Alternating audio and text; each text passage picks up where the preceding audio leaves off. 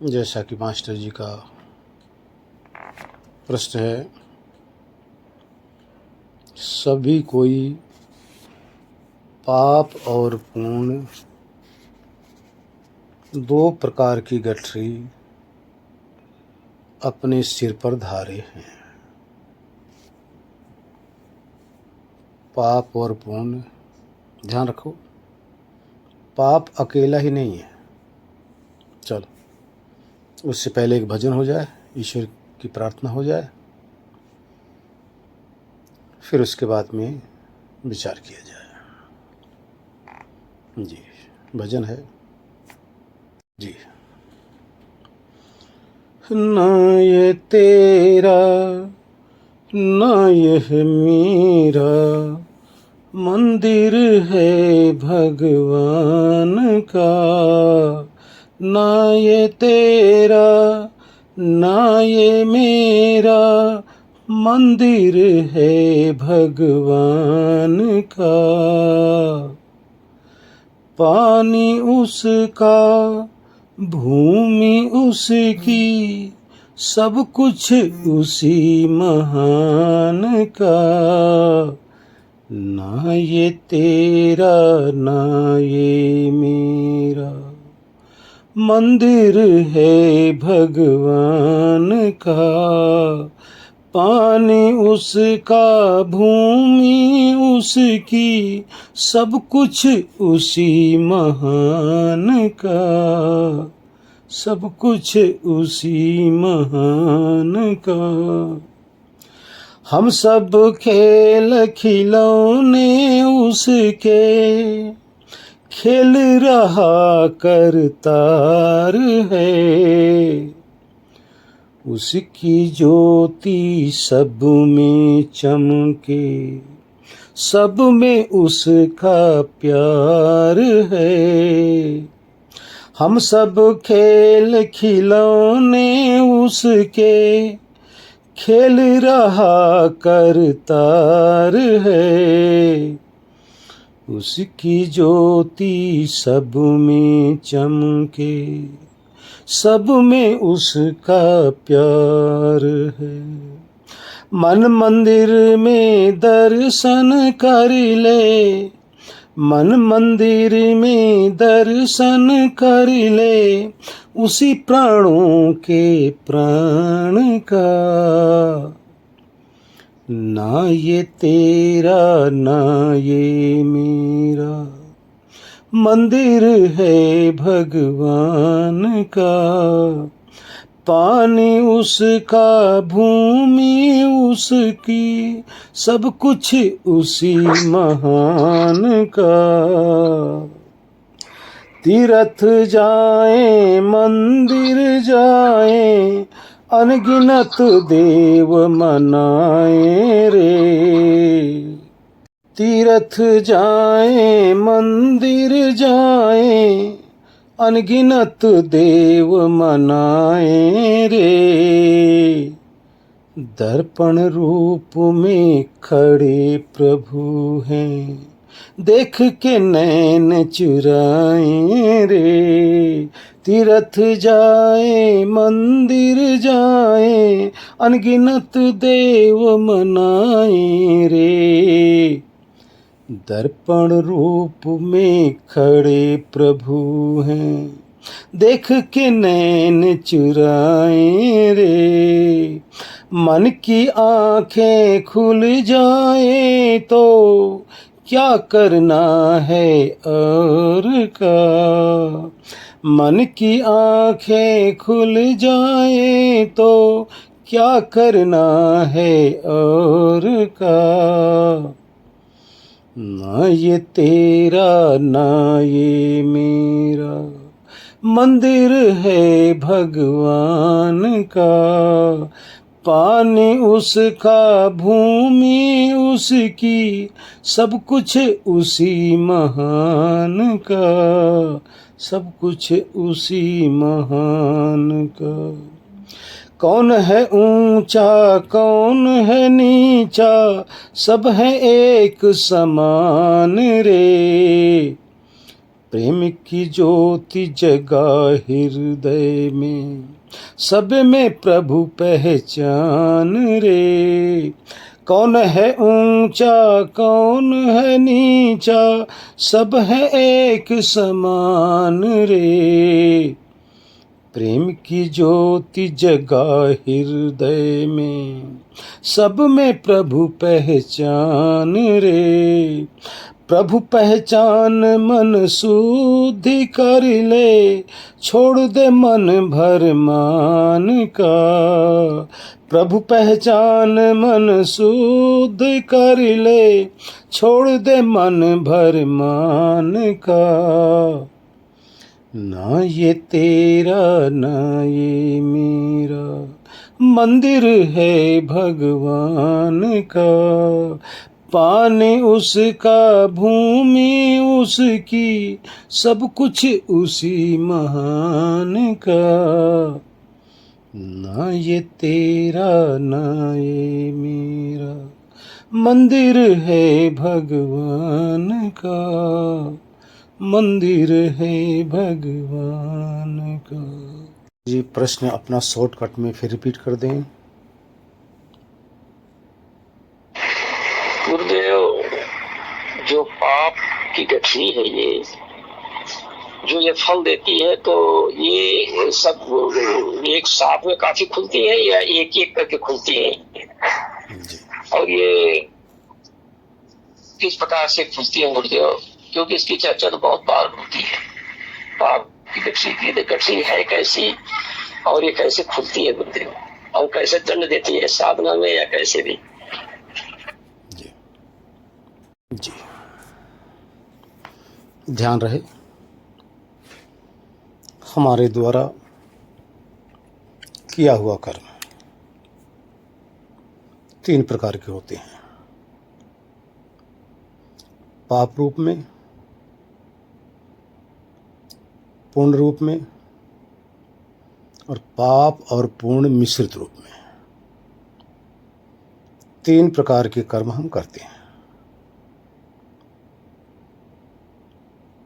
पाप रूपी कर्म वो होते हैं जिसमें हम किसी भी प्रकार से, तन से, मन से, धन से, वचन से, किसी भी तरह से हम किसी भी चेतन देव को, कोई भी देहधारी हो, यही नहीं कि मनुष्य ही हो, नहीं, चींटी भी हो, हाथी हो, पशु हो, पक्षी हो, कोई भी देहधारी हो, किसी भी आत्मा को, किसी भी जीव को हम किसी भी प्रकार से यदि उसको हम दुखी कर देते हैं, तो ये जो कर्म है हमारा पाप रूप में हमारे अंदर स्थिर हो जाता है, हमारे अंदर ठहर जाता है। कोई भी कर्म होता है किसी भी प्रकार से, तन से, मन से, धन से या किसी भी प्रकार से, किसी भी चेतन को जो देहधारी है, ध्यान रखना, जो देहधारी है, जो देह के सहित है, किसी को भी यदि हम सुखी कर देते हैं तो उस सुख करने का नतीजा हमें सुख रूप में, ये पूर्ण रूप से फल हमें मिलेगा। एक हो गया पाप और ये हो गया पुण्य। पाप का बदला दुख मिलेगा और पुण्य का बदला सुख मिलेगा।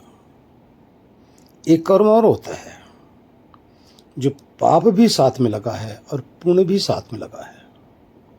किसी को हम साथ ही दुख भी दे रहे हैं, किसी को हम साथ ही सुख भी दे रहे हैं।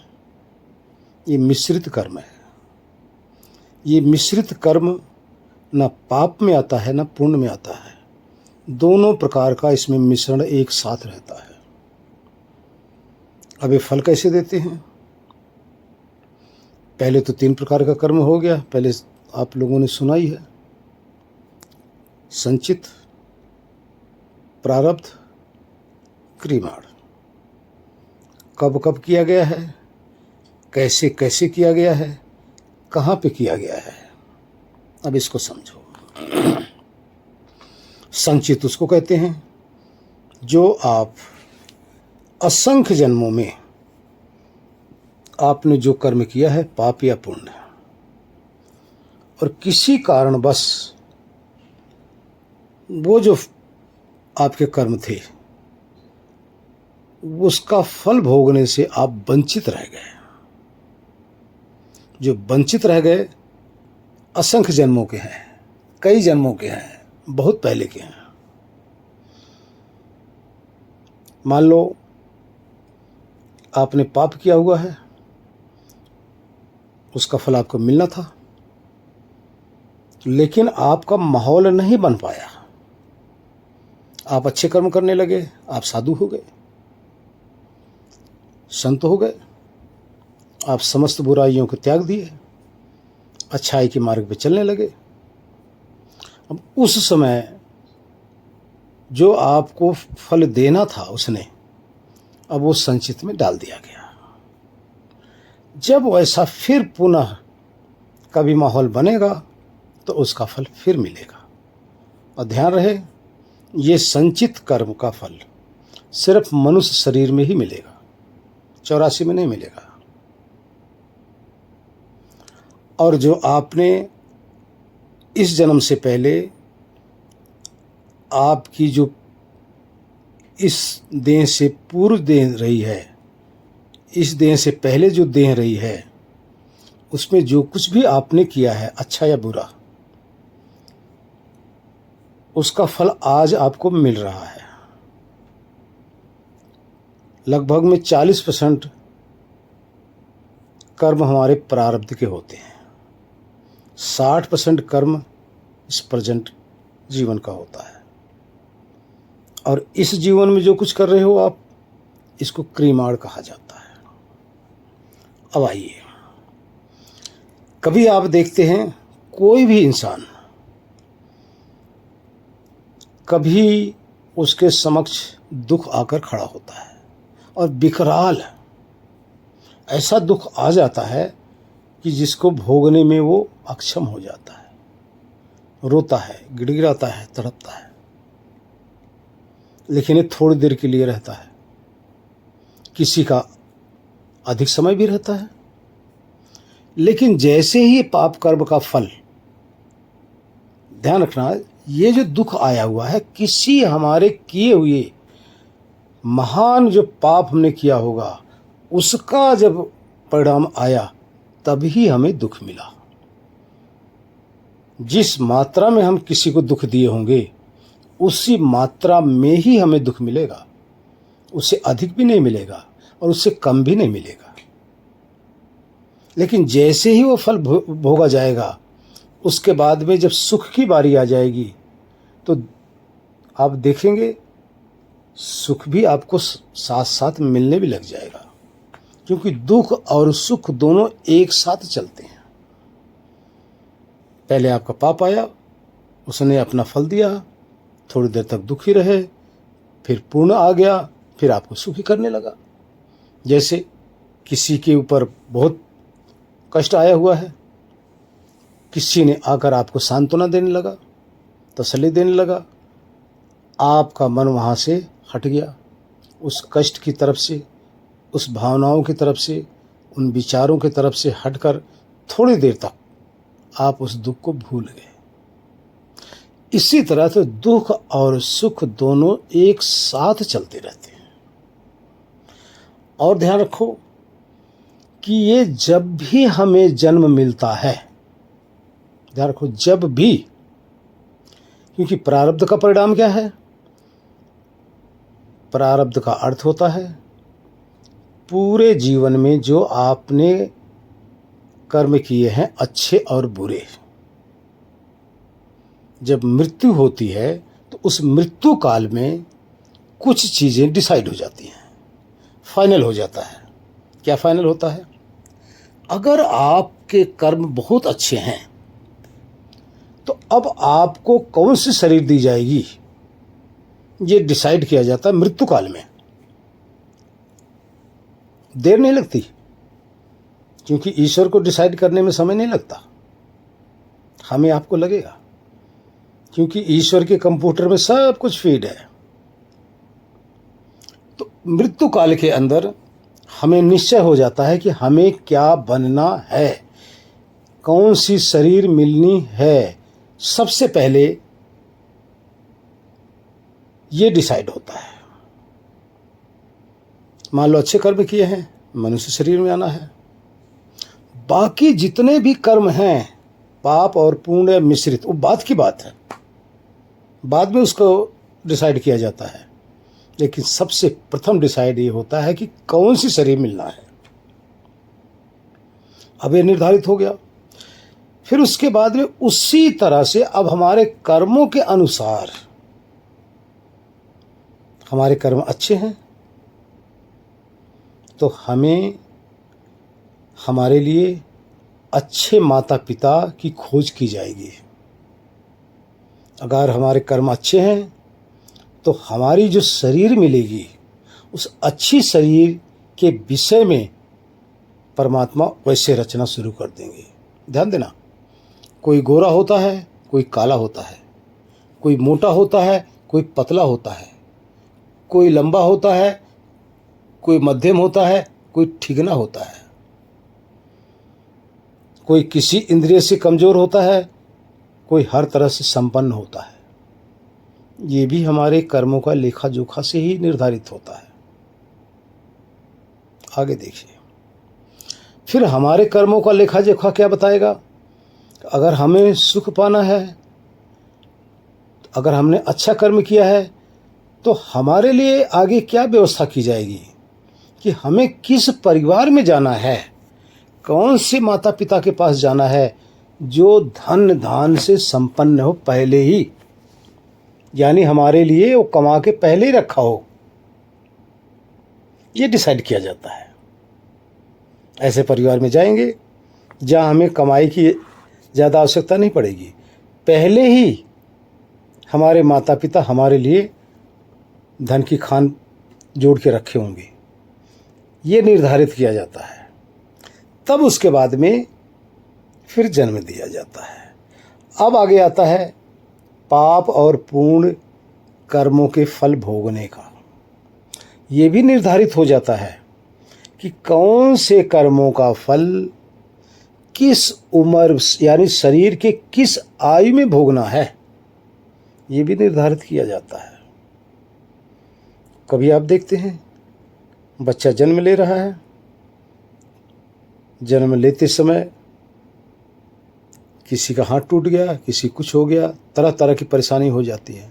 ये भी निर्धारित हो जाता है। तो शरीर यानी शरीर के किस आयु के अंदर कौन कौन से फल को हमें शुभ या अशुभ या मिश्रित को भोगना है, ये निर्धारित कर दिया जाता है। लेकिन साथ में ध्यान रखो, इतना करने के बावजूद साथ में एक हमें और भी गॉड गिफ्ट मिल जाती है। पिछला तो भोगेगा ही भोगेगा। ध्यान रहे कि 40% कर्म का फल हमें पूर्व जन्म का मिलता है, 60% हम इस जीवन में करते हैं। जैसे जिसके गले की आवाज है बदल सकती है, नहीं बदलेगी। कुछ बहुत सी अच्छी चीजें जो स्वभाव है, स्वभाव कुछ पूर्व जन्मों का ही होता है। बहुत सी चीजें आप इस जीवन में बदलना चाहो तब भी नहीं बदल सकते। तो इसी तरह से पूर्व जन्मों के द्वारा, पूर्व कर्मों के द्वारा हमें ये निर्धारित कर दिया जाता है। अब आई बात, शरीर के जिस आयु के अंदर हमने पाप किया होता है या जिस अंग से हमने पाप किया होता है, उसी अंग से हमें उस पाप के फल को भोगना पड़ेगा। आंखों के द्वारा पाप किया है तो आंखों के द्वारा, पांव के द्वारा किया है तो पांव के द्वारा, हाथ के द्वारा किया है तो हाथ के द्वारा, यानी जिस अंग से हमने पाप किया है उसी अंग से हमें उस पाप के फल को भोगना पड़ेगा। और जिस अंग से हमने किसी का भला किया है उसी अंग से हमें सुख की भी प्राप्ति होगी। इस तरह से कर्म और कर्म का फल निर्धारित होता रहता है। और साथ ही साथ ये कर्म फल चलते रहते हैं, साथ ही साथ सुख और दुख चल रहे होते हैं। कभी आप देखो कोई सब कुछ करता हुआ भी दुखी है, कोई कुछ भी ना करता हुआ सुखी है। कभी आप देख लो, सब कुछ है, धन की कमी नहीं है, शरीर स्वस्थ है, परिवार संपन्न है, पढ़ा लिखा है, हर तरह से संपन्न है, लेकिन मानसिक चिंतन के कारण से वो दुखी है। आप देखेंगे 99% लोग मानसिक कष्ट के रोगी हैं, मानसिक रोग से दुखी हैं। 99% आप देखो, और 50% समझ लो कि जवानी में ही लोग बाग दुखी हैं शरीर से, लेकिन जब बुढ़ापा आता है तो 80-90% दुखी हो जाते हैं। क्योंकि जैसे जैसे आयु बढ़ती रहती है हमारे कर्मों का लेखा जोखा भी चलता रहता है। इस तरह से परमात्मा ने, हाँ, जो भी आप पाप किए हो, अगर आप चाहो तो, ध्यान रहे, अगर आप चाहो तो इसके फल को भोगने से पहले आप इससे वंचित हो सकते हो। कुछ फल ऐसे हैं। तो कैसे? जब आप मेडिटेशन करते हैं, ध्यान लगाते हैं, तो मन के अंदर जितना भी विकार है, जो मानसिक रोग है, जो मन के कारण से अधिक दुखी होते हैं, अगर आप मेडिटेशन करते हैं तो मानसिक दुख से आप छुटकारा पा सकते हैं। और शारीरिक दुख कुछ ऐसे हैं जिसको आहार और विहार के द्वारा कुछ कष्ट को आप कम कर सकते हो। एक और कष्ट जब भी आता है, यदि आप उस कष्ट को देखकर इन्वॉल्व हो जाते हो, जितना अधिक दुखी होने लग जाते हो, उतना ही वो दुख आपको अधिक सताएगा। जितना ही उससे अवॉइड करते हो, अर्थात उसकी परवाह नहीं करते हो, तो वो दुख आपको दे तो रहा है, ध्यान रखना, क्योंकि कर्मों का फल उसने देना देना है। अब आप भोग कैसे कर रहे हो? कहते हैं कि जब दुख आता है तो योगी जो है वो हंसकर उसको भोग लेते हैं, और भोगी जो है वो रोकर भोगते हैं। भोगना दोनों का है, ऐसा नहीं कि भोगना नहीं, भोगना दोनों का है, लेकिन भोगी और योगी में इतना फर्क है। जैसे किसी को भूख लगी, प्यास लगी, भोगी होगा तड़पने लग जाएगा, योगी होगा थोड़ा कंट्रोल करेगा, क्योंकि उसके अंदर सहन शक्ति होगी। और ध्यान रखो, योगी को सबसे पहले चाहिए कि तपस्वी बने। तपस्वी का अर्थ ये नहीं कि धुनी रमाए, आग के बीच में बैठ जाए, नहीं नहीं नहीं, ये तपस्या नहीं है, ये तो ढोंग है, दिखावा है। तपस्वी का अर्थ है इंद्रियों पर कंट्रोल रखना, इसको तप कहते हैं। यानी इंद्रियों को तपाना, किससे? विषयों से थोड़ा सा दूरी बनाकर इसकी लपक को थोड़ा कम करना है। जितना आप इन इंद्रियों को तपाकर इसकी लपक को कम कर लोगे ना, उतना ही दुख आपको कम सताएगा। लेकिन दुख आएगा, आगे देखिए। यदि आप चाहते हैं कि अब तक तो जो भोगा गया भोग लिए, अब आगे ना भोगें, आगे ना भोगें, आगे दुख सुख ना मिले, तो शरीर जीवित नहीं रहेगी। शरीर आपकी तब तक जीवित रहेगी जब तक आपके प्रारब्ध हैं। प्रारब्ध क्या है? आपके कर्मों का लेखा जोखा। जब तक लेखा जोखा है तब तक शरीर मर नहीं सकती। लेखा जोखा खत्म होने के बाद में शरीर जीवित रह नहीं सकती। फिर भी आप अगर चाहें तो आगे के लिए आप सुधार कर सकते हैं, क्योंकि परमात्मा ने हमें बहुत अच्छा मौका दिया है, खासकर मनुष्यों को। क्या मौका दिया है? कि भाई पिछला तो भोगते रहो और आगे के लिए आप चाहे सुधार कर लो कर्मों का, या अपने आप को और अधिक डुबा दो। यह हमें स्वतंत्रता दे दी गई है, इसीलिए आप स्वतंत्र हैं, अर्थात आत्मा स्वतंत्र है। किसमें? कर्म करने में। आप चाहो तो योग कर लो, आप चाहो तो भोग कर लो, आप चाहो तो किसी का सर फोड़ो, आप चाहो तो किसी के चोट में मरहम भी लगा सकते हो। ये आपके अधीन है। ये कर्म सुधारने के लिए, इस तरह से अपना सुधार करने के लिए परमात्मा ने हमें ये भी चांस दे दिया है। पशुओं में नहीं, पक्षियों में नहीं, और 84 में चांस नहीं दिया है।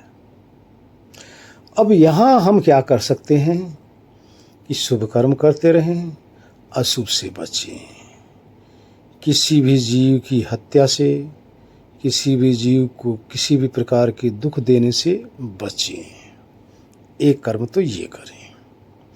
दूसरा कर्म हम क्या करें कि हम कोशिश करें इस कर्मों के जंजाल से क्यों न छूट जाए ना।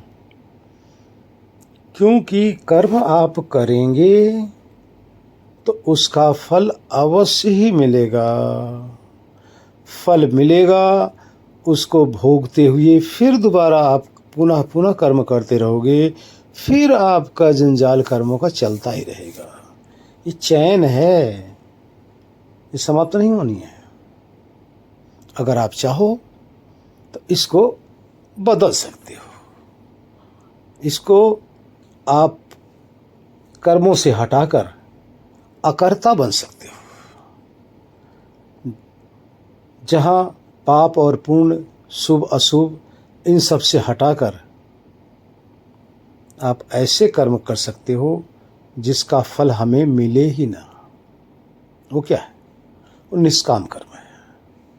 सकाम कर्म करोगे, सकाम का अर्थ होता है अपनी कामना की पूर्ति के लिए कुछ भी कर्म करोगे तो बंधन है। निष्काम का अर्थ होता है ऐसा कर्म जिसमें अपनी कोई कामना ही न रहे।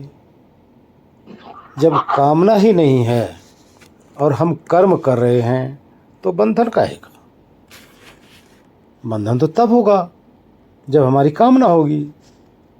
तो निष्काम कर्म आप कर सकते हो और बंधन से रहित हो सकते हो। लेकिन निष्काम कर्म करते हुए एक कार्य और भी कर सकते हो आप। कर्म की बेड़ी जो भी हमारे ऊपर पड़ी हुई है, इस बेड़ी से भी पार हो सकते हो आप। किस तरह से?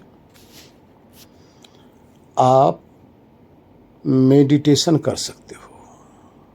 ध्यान रखो कि मेडिटेशन सबको आवश्यक है। चाहे छोटा बच्चा है, चाहे किशोर है, चाहे जवान है, चाहे अधेड़ है, चाहे बूढ़ा है, चाहे स्त्री हो, चाहे पुरुष हो, चाहे बच्ची हो, चाहे बच्चा हो, मेडिटेशन सबको करना चाहिए। इन मेडिटेशन के अंदर फर्क क्या है कि कुछ मेडिटेशन ईश्वर की प्राप्ति के लिए होता है, आत्मज्ञान के लिए होता है। ये मेडिटेशन सिर्फ योगियों के लिए है। लेकिन बाकी सबके लिए मेडिटेशन कौन सी होनी चाहिए? मन को एकाग्र करने के लिए, मन को शांत करने के लिए ये सबको आवश्यक है। जो मानसिक रोग 90% सबके पास है, इस मानसिक रोग से निवृत्त होने के लिए सबको मेडिटेशन की आवश्यकता है। सबको करना चाहिए। शांति मिलेगी, मन की चंचलता समाप्त होगी, मन स्थिर होगा, किसी भी चीज़ को निश्चय करने में, कुछ भी कार्य करने में आपके अंदर पावर आएगी। इसलिए मेडिटेशन सबके लिए चाहिए, होनी जरूरी है। लेकिन जिसको इस जहाँ से पार होना है, इस शरीर रूपी कैद खाने से जिसको निकलना है, उसका मेडिटेशन कुछ और होगा। उसका कैसा होगा? उसको इस शरीर से अपने आप को प्रतिदिन मेडिटेशन करते हुए शरीर और मन से अपने आप को प्रतिदिन अलग करते जाओ। आत्मज्ञान कर लो। ये मेडिटेशन उसके लिए है जो मुक्त होना चाहते हैं। और जो भक्ति योग पे चल रहे हैं, उनको भी करना चाहिए। उनको ब्रह्मानंद की प्राप्ति होगी। तो अब ध्यान देना, ये भी कर्म है, लेकिन इस कर्म का फल, इस मेडिटेशन का फल अलग है।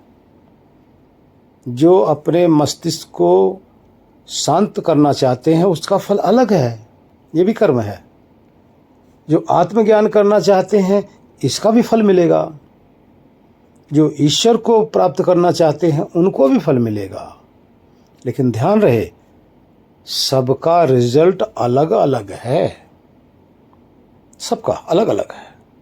तो अब ध्यान रखो, ये जो है न तो पाप रूप कर्म है और न ही पूर्ण रूप में है और न ही मिश्रित है। ये तीनों कर्मों से परे है। जो आत्मज्ञान कराने का साधन होता है। कर्म तो ये भी है, लेकिन न तो पाप है, न पुण्य है, न मिश्रित है। इस तरह से अगर हम करते रहें, इसी तरह से हमारा पाप और पुण्य आता रहता है, जाता रहता है। और ध्यान रखो, कर्म किसी का पीछा नहीं छोड़ता। चाहे आप 7 कोठरी के अंदर ताले लगाकर अंदर भी जाकर अगर आप दुपक के बैठ जाओ, तो ये कर्म का जो फल है आपको छोड़ेगा नहीं, वहाँ भी पहुँच जाएगा। चाहे बुखार रूप में, खांसी रूप में, जुखाम रूप में, हार्ट अटैक रूप में, या किसी भी प्रकार से आपको जाकर वहाँ कष्ट दे ही देगा। ये पाप कर्म का फल है। आप अंदर जाके बैठेंगे, वहाँ आप शांत रहेंगे, प्रसन्न चित्त रहेंगे, ये आपके पूर्ण कर्मों का फल वहाँ भी पहुँच जाएगा। यानी आप कर्म फल से वंचित नहीं हो सकते। और ये कर्म कैसे आपको ढूंढता है? जिस प्रकार से लाखों गाय हों, एक गाय का बछड़ा हो, वो बछड़ा असंख्य गांवों के अंदर भी हो रहता हुआ अपनी माँ को ही ढूंढ लेता है, अपनी माँ को खोज लेता है, अपनी माँ का ही स्तन जाके पीने लग जाता है। इसी तरह से आपके द्वारा किया हुआ ये जो कर्म है, ये जो फल देने के लिए बछड़ा है, ये आपको खोज लेगा, छुप नहीं सकते। जहाँ मर्जी जाओगे आपका वहीं भी पांव तोड़ेगा, वहीं भी सताएगा। कहीं भी जाओगे, देश में जाओ विदेश में जाओ, कितने देखो घर से निकले तीर्थ जा रहे हैं, सैकड़ों किलोमीटर दूर जाके एक्सीडेंट हुआ, कोई तो मर गया, कोई टांग तुड़वा के आ गया, कोई बीमार होके आ गया। ये सब है क्या?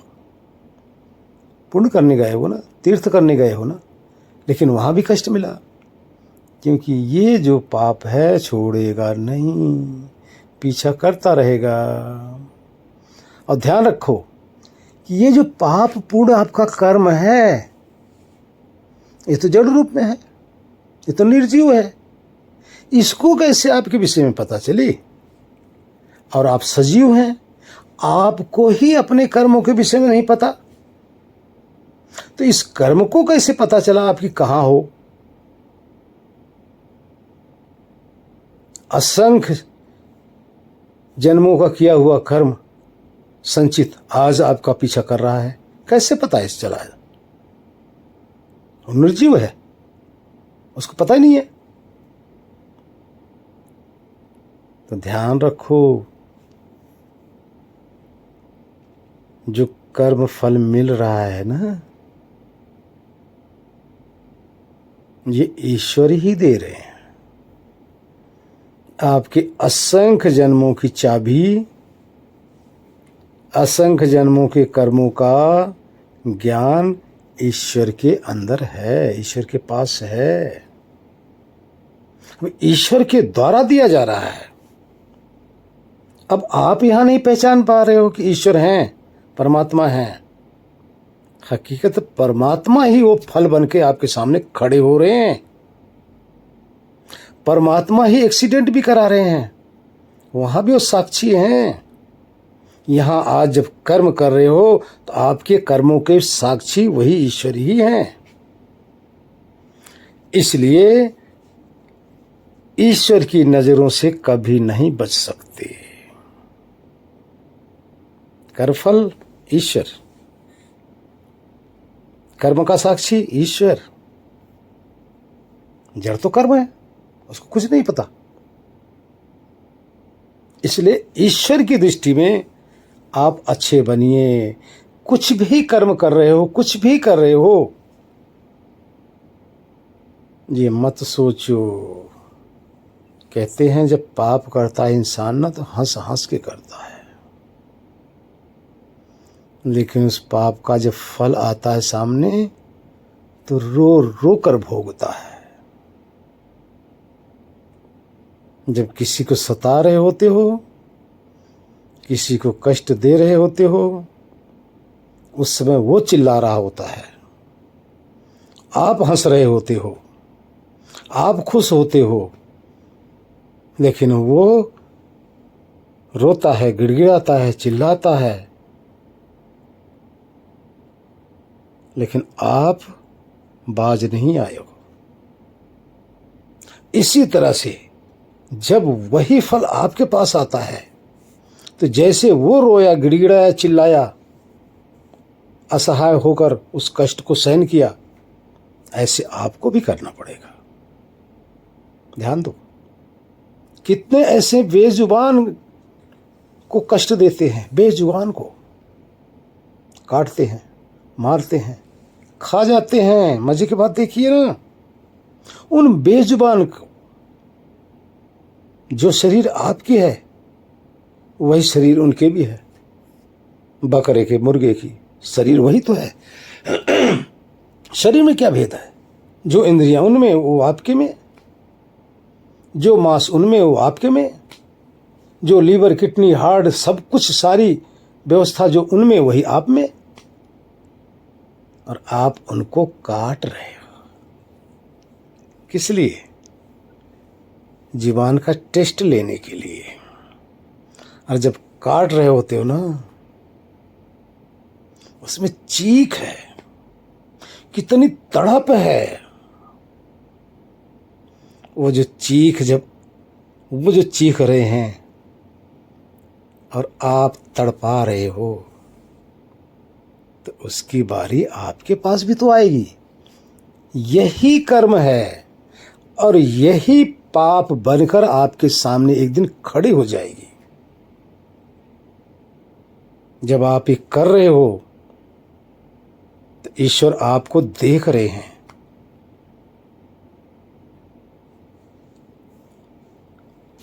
देखते हुए यही बदला आपके साथ लिया जाएगा, वो पाप होगा। तब आप कहोगे, हे भगवान, मैंने तो इस जीवन में कुछ किया ही नहीं ऐसा, इसका बदला कहां से मिल गया?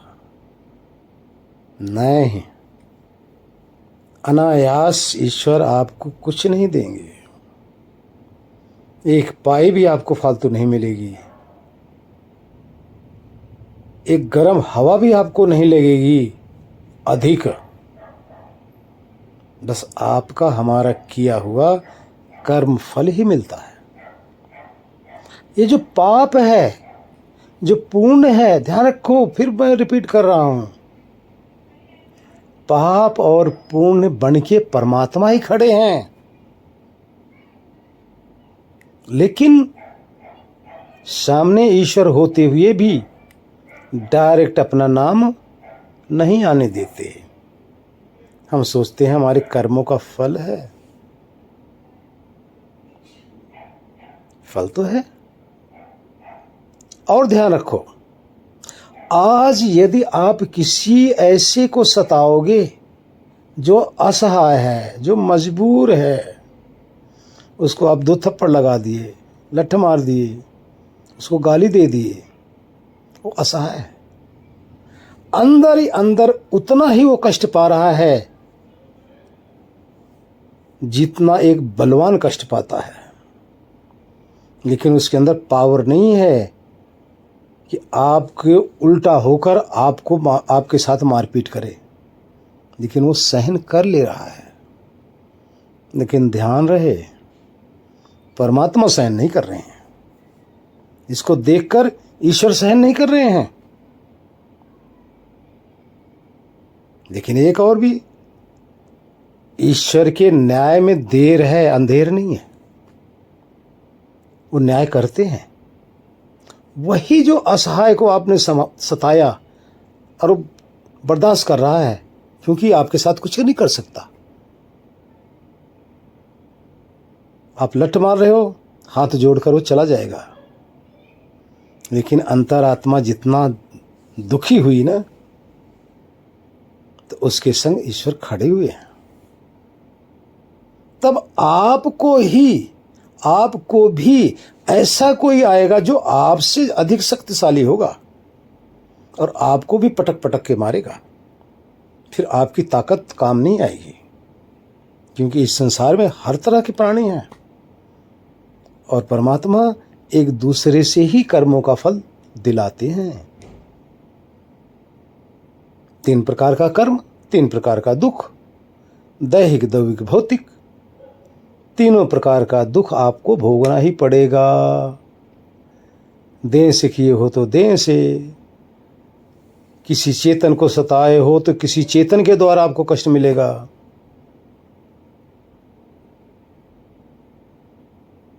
इसी तरह से कर्म हमारे द्वारा किया हुआ पाप और पुण्य रूप में आता और जाता रहता है। सब एक साथ चल रहा होता है। आगे पीछे दाएं बाएं ये सब इंतजार कर रहे होते हैं। कभी सुख आ गया तो दुख पीछे, कभी दुख आ गया तो सुख पीछे, आगे पीछे लगा हुआ है। इसी तरह से हमारा जीवन चल रहा होता है। हरिओम। और आप थोड़ा सा यहाँ ध्यान दो,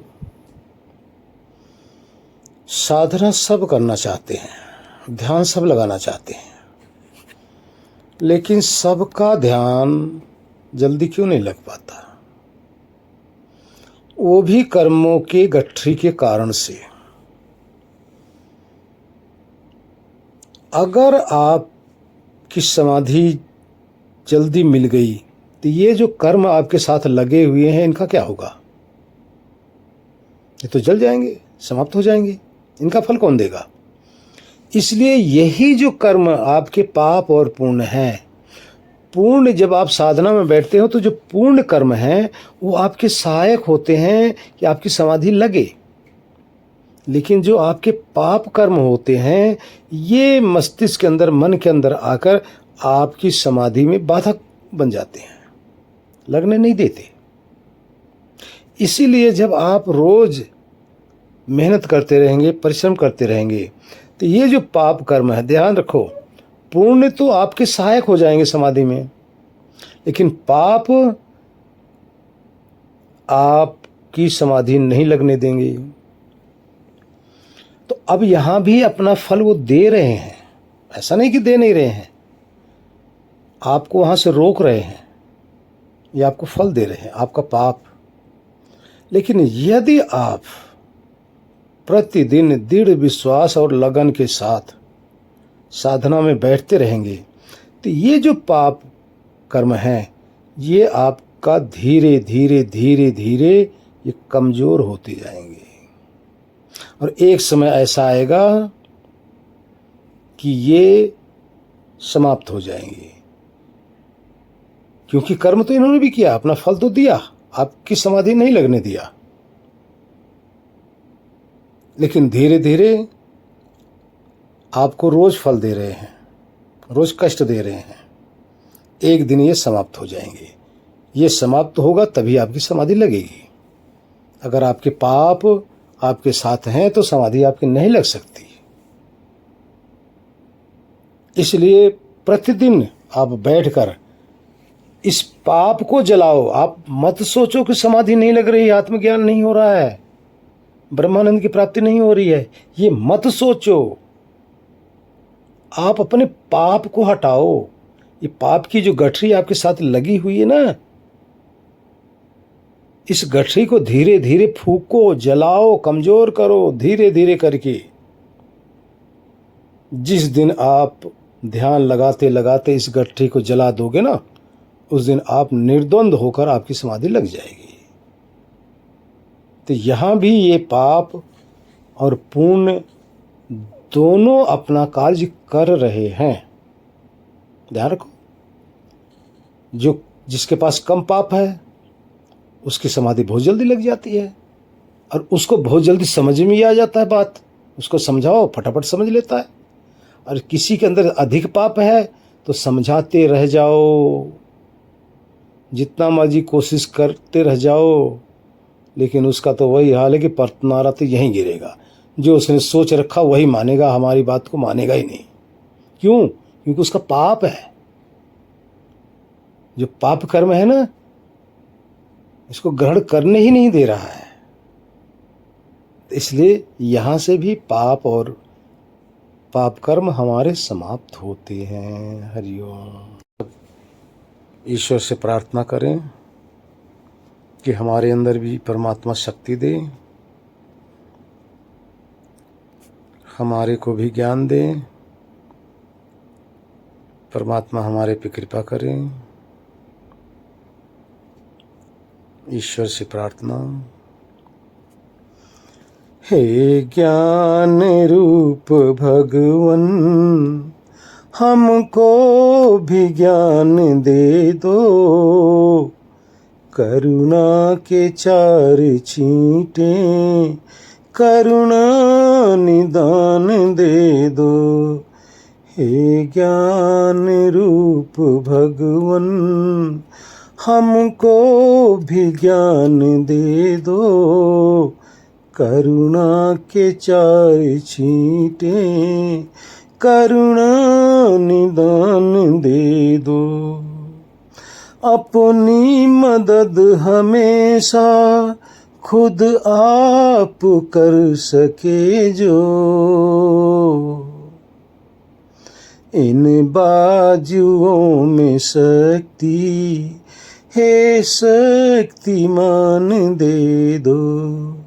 अपनी मदद हमेशा खुद आप कर सके जो,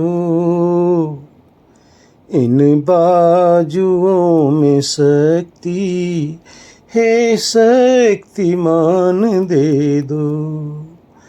हे ज्ञान रूप भगवन हमको भी ज्ञान दे दो। करुणा के 4 छींटे करुणा निदान दे दो। दाता तुम्हारे दर पर किस चीज की कमी है। दाता तुम्हारे दर पर किस चीज की कमी है। चाहो तो निर्धनों को, चाहो तो निर्धनों को दौलत की खान दे दो। करुणा के 4 छींटे करुणा निदान दे दो। हे ज्ञान रूप भगवन हमको भी ज्ञान दे दो। करुणा के 4 छींटे करुणा निदान दे दो। डर है प्रभु तुम्हारा रास्ता न भूल जाएं। डर है प्रभु तुम्हारा रास्ता न भूल जाएं। भक्तों की मंडली में, भक्तों की मंडली में हमको स्थान दे दो। भक्तों की मंडली में हमको स्थान दे दो। हे ज्ञान रूप भगवन हमको भी ज्ञान दे दो। करुणा के 4 छींटे करुणा निदान दे दो। करुणा निदान दे दो। ओम शांति शांति शांति। ओम।